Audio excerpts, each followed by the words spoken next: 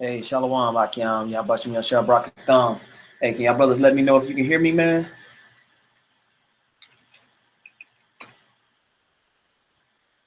Y'all brothers hear me? All right. All right. All right. Today's live show is just an impromptu show through the spirit, man. I just jumped on, man. Me and Yashwamba, we've been trying to link up and to do the live show for the week, but we just haven't been able to link up. A lot of stuff has been going on and stuff like that. But there's this algorithm that I've been working on for some time. So I wanted to kind of go over some things in the scriptures that talk about this next algorithm. And, Lord willing, this is not going to take too long. This is just like an impromptu, just me through the spirit, just off the top of my dome. I want to go through these things and talk about some things to lead into the algorithm video that I do. First off, though, I want to give all praise and glory to Yahawah, baha, Yahawashi. I want to send double honors to the apostles and elders of Great Millstone. Much peace, love, and salutation to all you Akim all across the world, all across the globe, pushing the truth of the word in sincerity and hope of salvation. So, Lord willing, like I said, this is not too long. I want to just touch on a few things. The next algorithm that I'm going to do is going to be called World War III algorithm, trade war / currency war. And that's what you see, bringing itself together globally right now. Even today, you just had Obama put sanctions on Russia for reportedly meddling with the U.S. elections. Well, that's a form of trade war.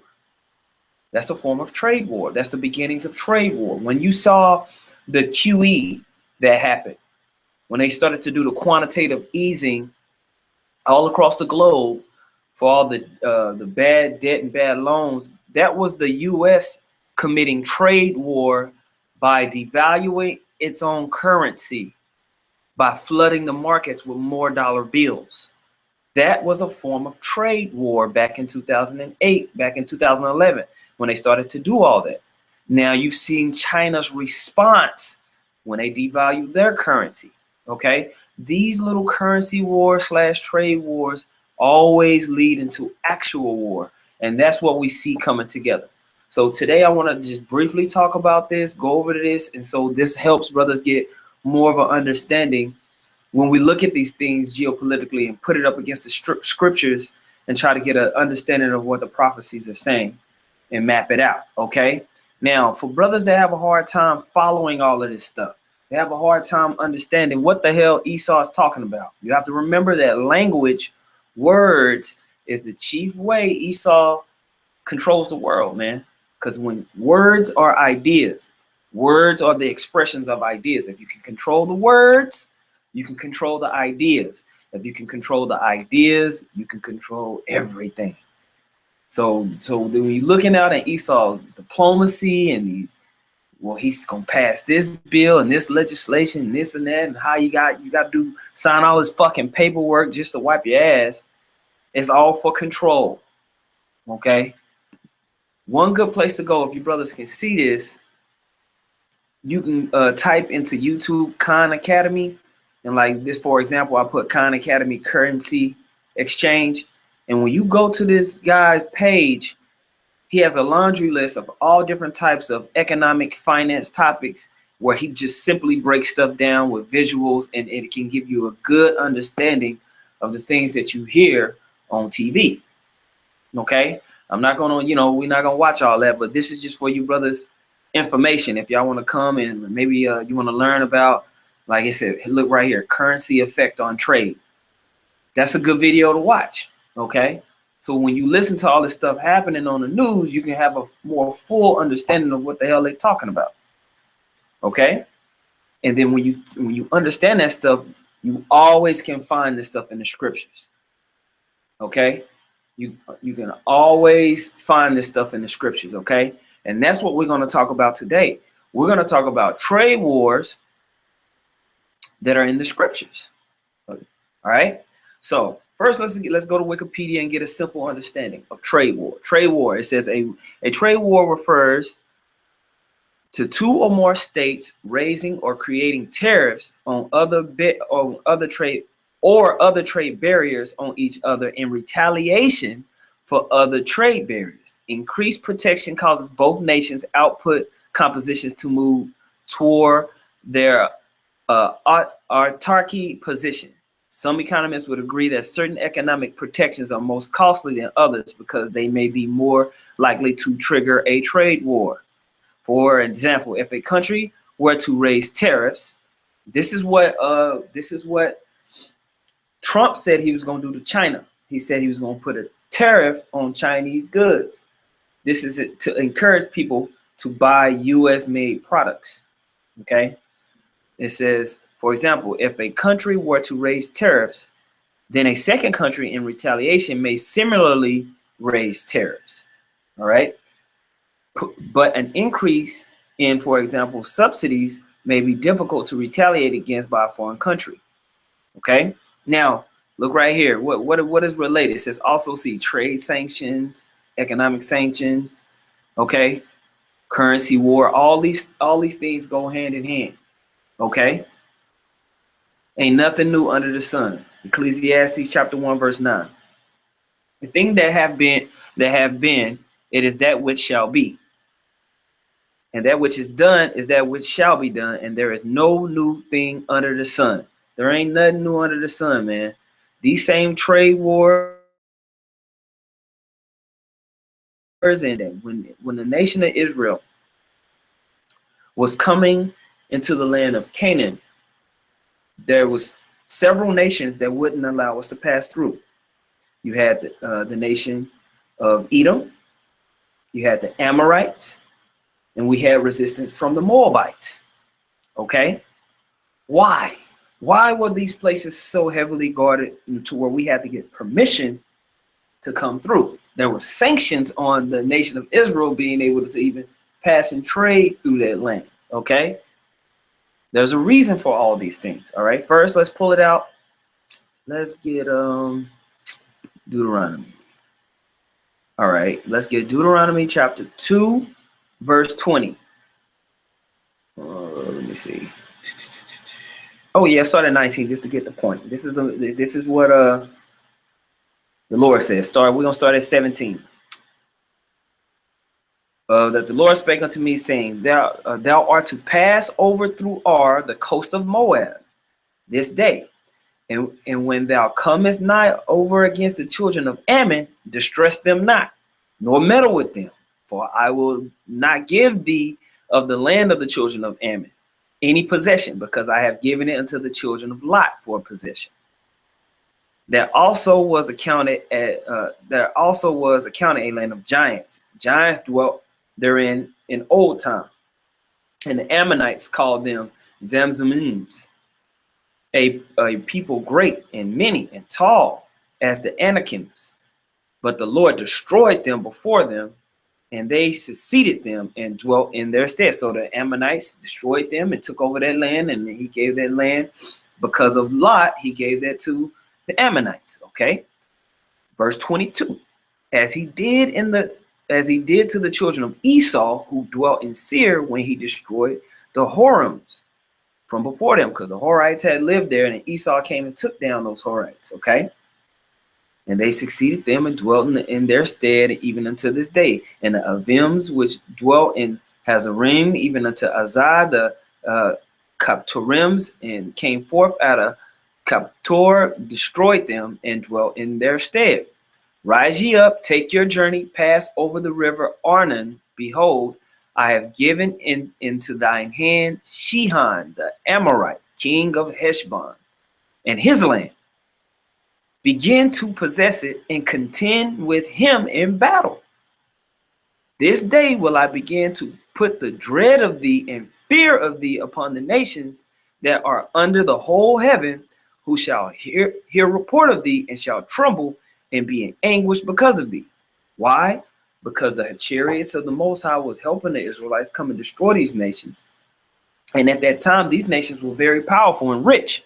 So for the Israelites to come in and take them down, and just have such an overwhelming victory, made the nations round about be like, damn, these niggas strong than a hoe. Okay, and so the word of how Israel was just running through these fools started to go out. All right, verse 26. It says, and I sent messengers out of the wilderness of Kedemoth unto Shihan, king of Heshbon, with words of peace, saying, let me pass through thy land, and I will go by the highway, and I will neither turn unto the right nor to the left.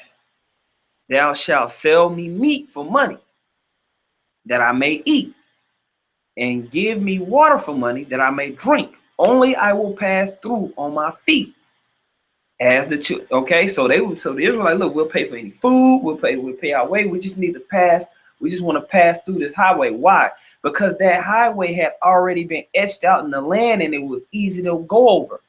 If they couldn't go to that highway, then they would have to rough it and go through wilderness. So they was asking the Edomites, they was asking Shihan, yo, can we just pass through here? We ain't gonna mess with none of your stuff. We ain't fucking with y'all. Look, we just want to pass through. Okay, verse 29. It says, as the children of Esau, which dwell in Seir, and the Moabites, and there go the Moabites, which dwell in Ar, did unto me, until I pass over Jordan into the land which the Lord our power giveth us. Okay, so Esau didn't let them pass through. Moab didn't let them pass through. Okay, so they had to go all the way which round? Okay, they had to go all the way around to get up into these lands that they needed to. You gotta remember, the Israelites came down here, passed through probably somewhere right here in the Red Sea, and they were trying to. This right here is that highway. This was called the King's Highway. It went from all the way down here, and it went all the way into Egypt. Okay, major merchandise and traffic passed through these lands and kept these people who controlled this highway rich, ridiculously rich. That's why there was so much contention just to get up into the land of Canaan. Okay, so if we couldn't go over these etched out highways, all this uninhabited land, we had to rough it through to get up in there. Okay, there's no telling the type of peril that you would have to go through in order to get into that land. It ain't like it's just a 6-lane highway and then we were just walking. No, there's valleys, mountains, rivers, random motherfuckers attacking you, bears, lions in the way. Jake wouldn't make it 30 minutes out there today. That's why Israel was complaining. Like, man, what the fuck? We need to go back to Egypt. Imagine taking your grandma out into the wilderness and just walking 3 miles. She'll call the cops on you, man. All right. So with that understanding, let's go back. Where was I at? Let's see, where did I pull that at? I went to Deuteronomy. Yep. All right. So back in Deuteronomy, the 2nd chapter, we talked about the King's Highway. Matter of fact, let me just bolster that point that I was reading about. King's Highway, way of the sea. It says, there were 2 main highways in ancient times between Mesopotamia, Egypt, and the Lower Arabian Peninsula. The King's Highway and the way of the sea. The King's Highway largely skirted the desert and served desert peoples. Okay. Let me see. Skip down. It says, throughout later history, the King's Highway was a crucial resource for kings and generals. And on this highway, David and Solomon secured trade and leverage over their eastern neighbors, Moab and Edom. Okay, so if you can control that highway, that's what King David was doing when he was going up against those Edomites. And he was kicking them over the cliff and killing them. He was taking over the region of trade and control. This is one major reason why King Solomon's time of rulership was so enriched, because they controlled all the merchants and trade. This is what Esau is controlling globally right now. He is able to control the global trade markets. When you control that, you have riches, man. You have riches, balling. We gonna take it back over, Akyam, and we gonna be ridiculously rich. I mean, god damn. You don't understand, man. Woo! And this is something that you should want. So, because it's promised to us, man. That's why there's continued fighting over there in the Middle East. That's why there's continued fighting over there for their region. It's all about global control. It's all about economic trade. It's all this is a piece of dominion. This is a piece of lordship over the planet Earth, man. Okay? Now, let's go to the book of 1 Kings, the 10th chapter. All right? In the 13th verse, it says, and King Solomon gave unto the queen of Sheba all her desire, whatsoever she asked, beside that which Solomon gave her of his royal bounty. So she turned and went to her own country, her and her servants. Verse 14, now the weight of gold that came to Solomon in 1 year was 666 talents of gold. All right, let's go, champ. It says, beside that, he had of the merchantmen and of the traffic of the spice merchants and all the kings of Arabia and of the governors of the country. So he controlled traffic. He controlled traffic. All right. Merchandise. Okay. Money. All right. He controlled what happened along all these routes coming in and out and other routes as the kingdom's riches expanded. Y'all see that? Okay. So that's what's going to happen when we regain control and dominion. And that's what Esau is fighting to control now. Okay. He wants to control traffic. All right.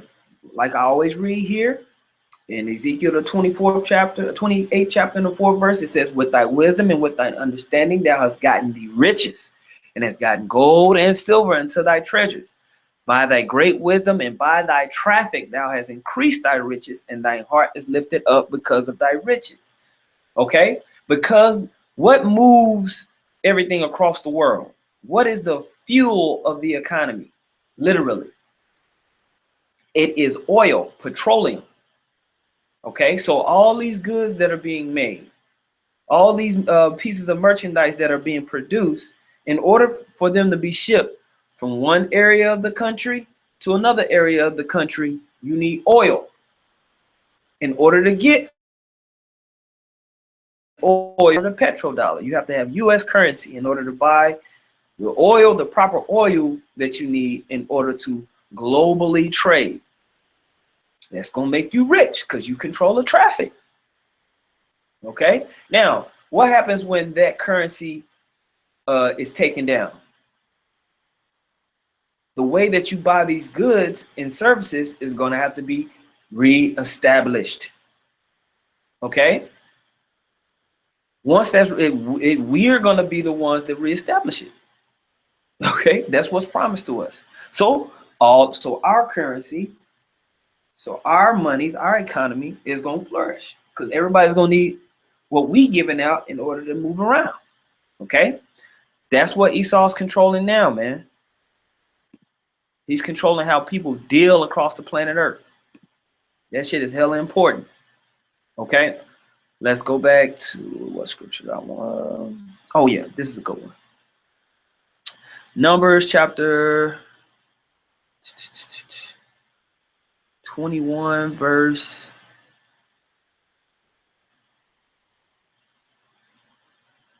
If you go here,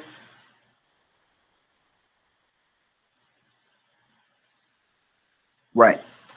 Numbers 21 and 21. And Israel sent messengers unto Shihan, king of the Amorites, saying, let me pass through thy land. We will not turn into the fields or into the vineyards. We will not drink of the waters of the well, but we will go along by the king's highway until we be past thy borders. And Shihan would not suffer Israel to pass through his border, but Shihan gathered all his people together and went out against Israel into the wilderness, and he came to Jahaz and fought against Israel.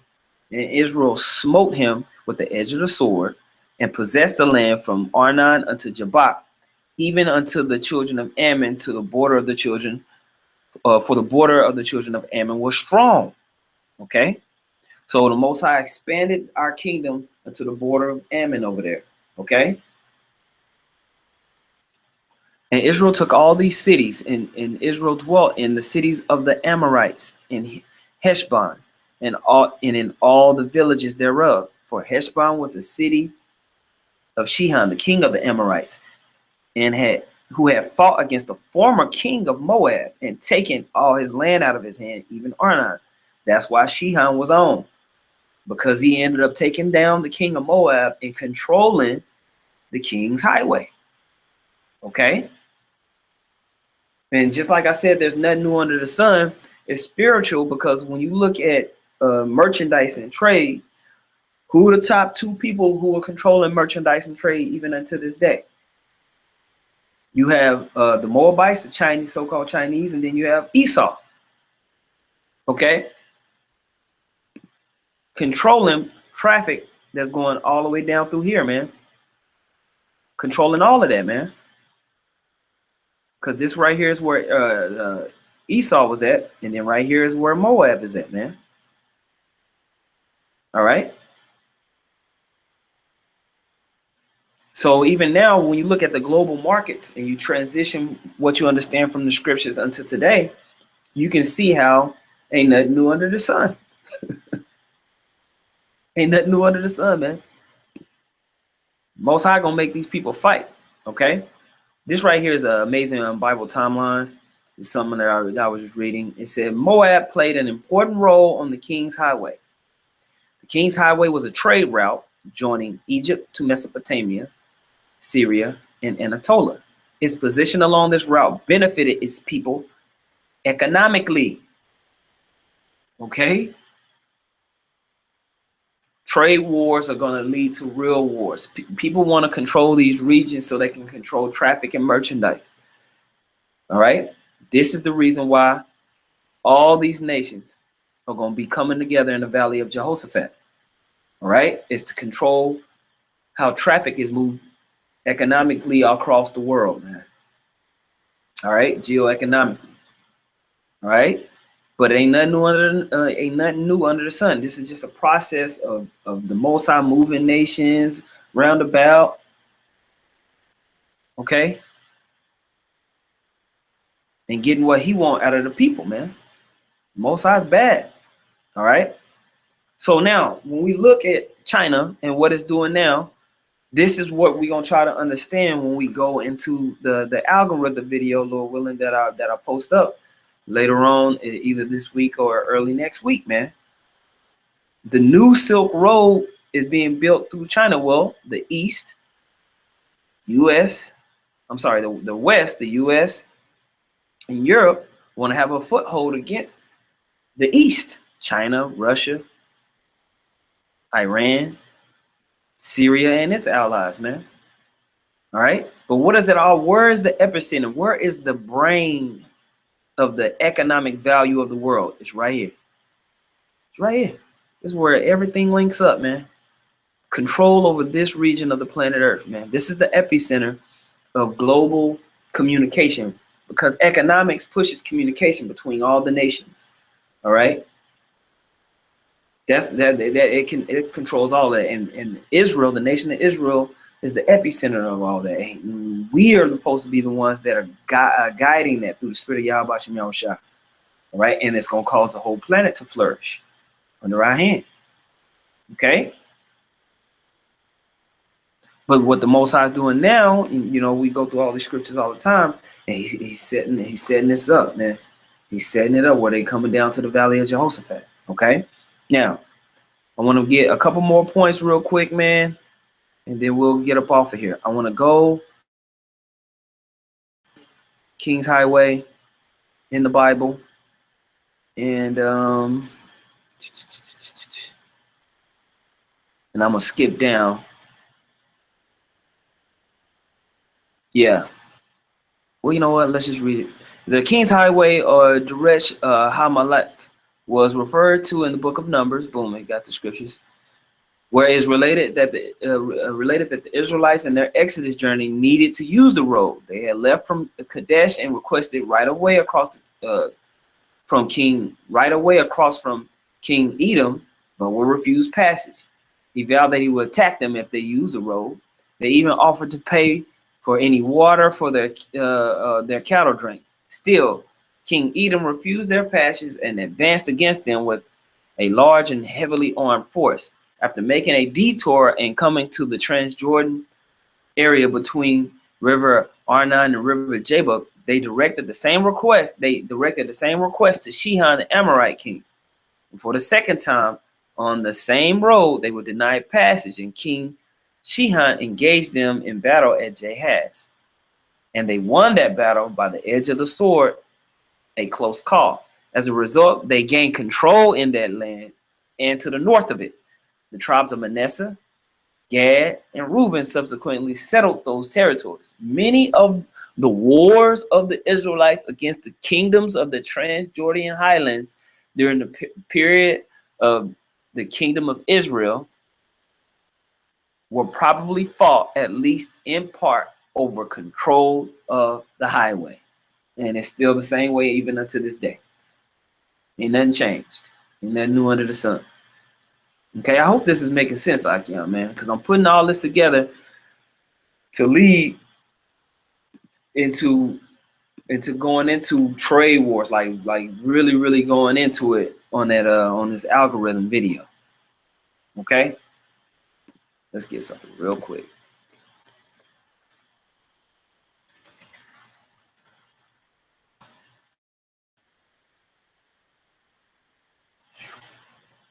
Boom. All right.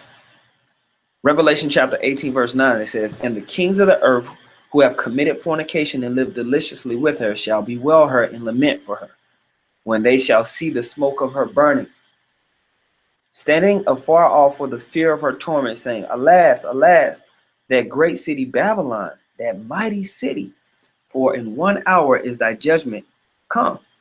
And so look what happens when the judgment of Babylon happens, because it goes hand in hand. The person who controls the planet Earth controls traffic, merchandise, trade. Okay? And, you know, verse 12, it says, "The merchandise of gold, and the merchants of the earth shall weep and mourn over her, for no man buyeth her merchandise anymore. The merchandise of gold and silver and precious stones and of pearls and fine linen and purple and silk and scarlet and thane wood and all manner of vessels of ivory and all manner of vessels of precious wood and of brass and iron and marble and cinnamon and odors and ointments and frankincense and wine and oil and fine flour and wheat."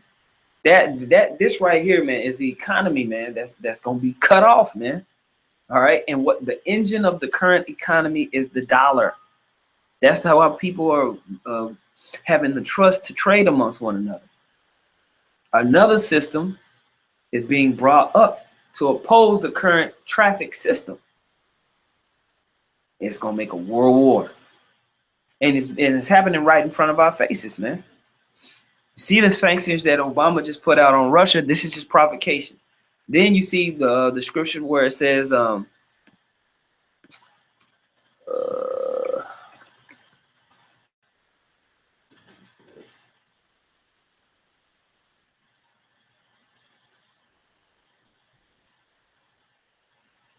where the scripture says that the least shall draw them out. Somebody post it up if they can get it. Where the scripture that says the least shall draw them out, talking about how the Amalek is gonna draw these people into war, man.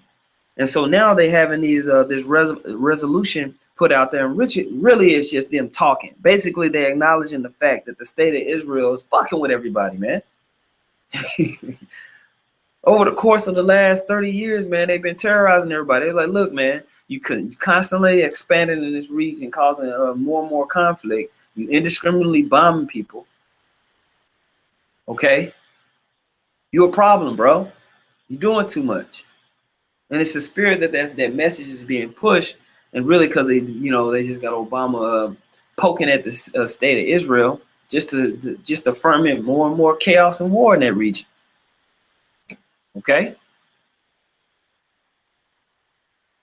so all these things are coming together to produce the third world's woe. You know what I'm saying? The Barak.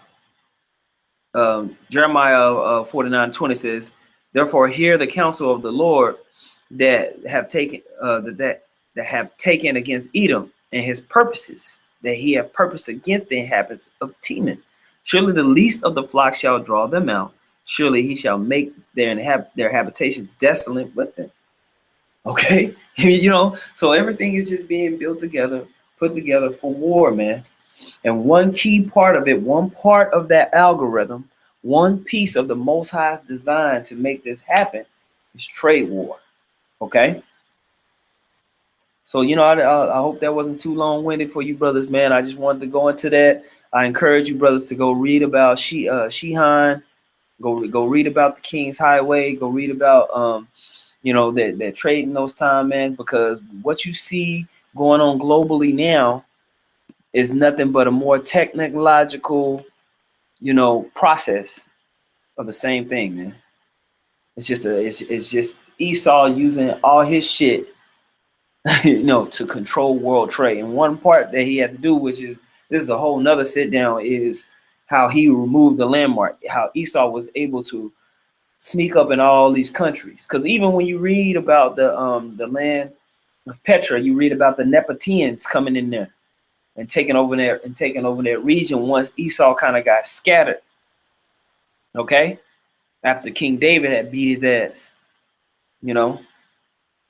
and but that's a part of his blessing, was that he was going to rule with the sword, and he was going to have dominion. And when you look up the word dominion, matter of fact, let me just get it, brothers, real quick.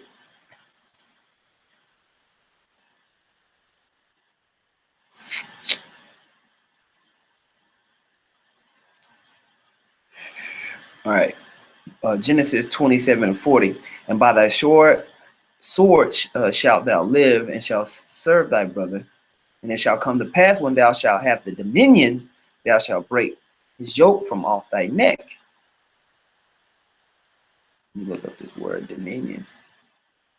All right, the word is dawad, which means to wander restlessly, roam. Okay, so that was a characteristic of his dominion, man. Was he was gonna have to destroy these landmarks, man, and just be all up in different areas and regions, and just creating chaos, man, so he can get his order out of it. And that's what he's done over and over and over and over again. Okay, even until this day. Man, by that same hand, he's gonna destroy himself, man. Look, it says to tramp about, ramble. Okay. But I just wanted to touch on that, man. Lord willing, that was edifying for you, Akiam, man. With that, man, I want to give all praise and glory to Yahawah, by Hashem, Yahawashi. I want to send double honors once again to the apostles and elders of Great Millstone. Much peace, love, and salutations to you, Akiam. Shalom.